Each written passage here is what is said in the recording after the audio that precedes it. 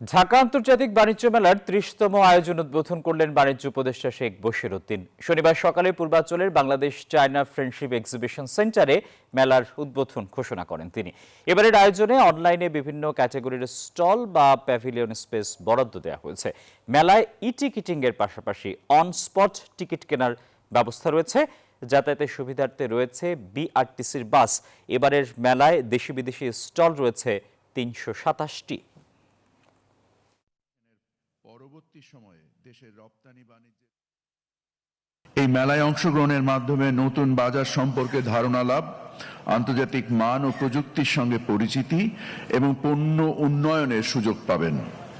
আমি আশা করি উদ্যোক্তাদের সক্রিয় অংশগ্রহণ বাণিজ্য মেলাকে সফল করে তুলবে এবং দেশের রপ্তানি প্রবৃদ্ধিতে গুরুত্বপূর্ণ অবদান রাখবে। এই মুহূর্তে বাণিজ্য মেলা প্রাঙ্গণে আছেন সহকর্মী মামুন ইসলাম, তার কাছ থেকে আরো খবর জানবো। মামুন, সকালেই বাণিজ্য মেলার আনুষ্ঠানিক উদ্বোধন করেছেন বাণিজ্য উপদেষ্টা। মেলার প্রথম দিনে দর্শনার্থীদের ভিড় কেমন দেখছেন, বিশেষ করে টিকিটিং ব্যবস্থাকে কিভাবে নিয়েছেন দর্শনার্থীরা? ধন্যবাদ আপনাকে। ৩০তম আসরে আজকে ঢাকা বাণিজ্য মেলার উদ্বোধন কিছুক্ষণ আগেই হয়ে গিয়েছে।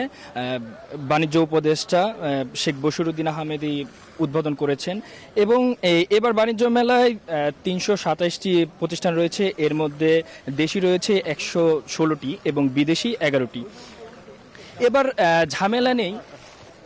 ঝামেলা নেই টিকিট কাটা নিয়ে। টিকিট এবার অনলাইন থেকে কাটতে পারবে এবং শাটল সার্ভিস যে বাস, বিআরটিসি বাস রয়েছে, সেখানে যে কিউআর কোড, সেই কিউআর কোড থেকে খুব সহজেই টিকিট কাটতে পারবে।